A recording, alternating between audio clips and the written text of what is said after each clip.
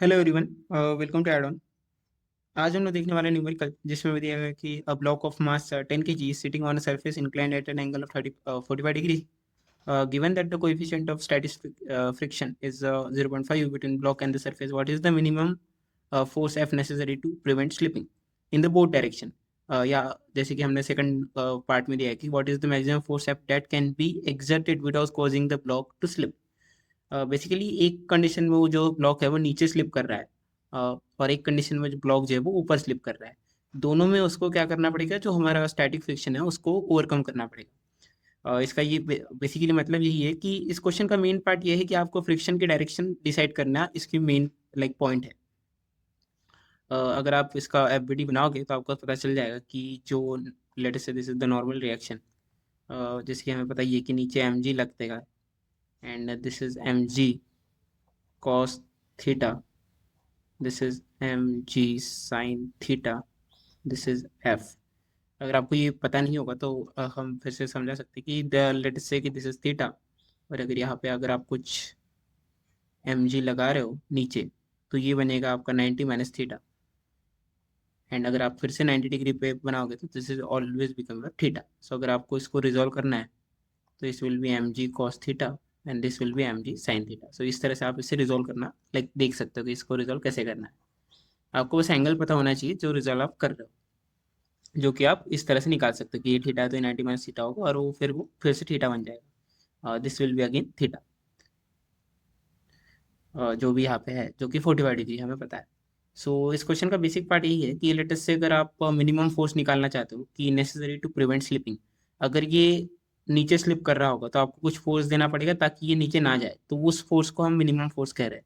तो नीचे जा रहा है तो आपका जो फ्रिक्शन कहाँ लगेगा, ऊपर लगेगा। सो लेट अस से कि ऊपर आपका फ्रिक्शन लग रहा है म्यू टाइम्स नॉर्मल रिएक्शन, तो इसमें जो फोर्स होगा वो मिनिमम फोर्स होगा जो आपको रिक्वायर्ड होगा जो ब्लॉक है उसको रोकने के लिए।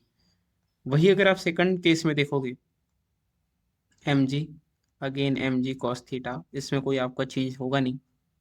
This is M ji sine theta, let us say this is normal reaction, this is force F. इस बार आपको क्या करना है कि फोर्स ऐसा लगाना है ताकि जो ब्लॉक है वो ऊपर स्लिप होना स्टार्ट कर जाए। सो जो फ्रिक्शन है वो कहाँ पे लगेगा, अब अपोजिट डायरेक्शन में लगेगा, म्यू टाइम्स नॉर्मल रिएक्शन यानी नीचे के डायरेक्शन में लगेगा। So maximum force F that can be exerted without causing the block to slip. So आप मैक्सिमम फोर्स क्या लगा सकते हो जिससे ब्लॉक जो है वो स्लिप करके आप फोर्स की एक्सीलरेट करना स्टार्ट ना कर जाए। सो रिलेटिव लाइक स्टैटिक से जो फ्रिक्शन है वो लाइक डायनामिक फ्रिक्शन में बदल जाए। सो उसके लिए सो जो कोएफिशिएंट ऑफ फ्रिक्शन है स्टैटिक फ्रिक्शन वो 0.5 गिवन है। सो हमें बस ये निकालना है अभी कि फोर्स कितना होगा। सो मिनिमम के लिए हमें पता है कि लेट से ब्लॉक नीचे स्लिप कर रहा है तो फ्रिक्शन जो है वो ऊपर लगेगा। सो हमने फ्रिक्शन जो है ऊपर माना है।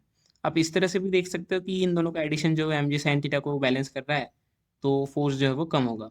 यहाँ पे अगर एफ देखोगे तो इन दोनों को बैलेंस कर रहा है तो वो मैक्सिमम होगा। तो इस तरह से भी आप लाइक देख सकते हो उसको। सो एफ जो होगा यहाँ पे आ जाएगा एम जी sine theta minus mu times normal reaction जो कि होगा एम जी कॉस थीटा। सो ये आपका बन जाएगा फोर्स। वही यहाँ पे अगर फोर्स देखोगे तो वो बन जाएगा म्यू टाइम्स एम जी कॉस थीटा प्लस एम जी साइन थीटा। अगर आप लाइक जी को 9.8 लाइक मान रहे हो, सो या आप इसे 10 भी मान सकते हो, बट एक्यूरेसी के लिए लेट अस से कि जी जो है वो 9.8 है। So m is given as 10. So 10 into 9.8 into sine theta is 1 by root 2. So it will be 69.296 minus 0.5 times, again 10 into 9.8 into cos 45. So हमारे पास आंसर जो आता है होता है 34.64 एज द मिनिमम फोर्स। वही अगर आप एडिशन देखोगे इनका, so it will be like यहाँ पे बस प्लस आएगा कि 69.296 plus 0.5 into 10 into 9.8 into cos 45। So 0.5 into 10 into 9.8 into cos 45 is 103.94. Both like everything is in a Newton, क्योंकि हमने जो यूनिट्स लिए वो ऐसा यूनिट लिए, तो जो फोर्स आएगा वो न्यूटन में आएगा. सो जैसे कि आप देख सकते हो कि जो मैक्सिमम फोर्स है उसकी वैल्यू और मिनिमम फोर्स की वैल्यू क्या है. सो मेन पार्ट जो इस क्वेश्चन का है वो है डायरेक्शन डिसाइड करना कि किस डायरेक्शन में आपका फ्रिक्शन लगने वाला है. So this is how we can solve this question. Thank you.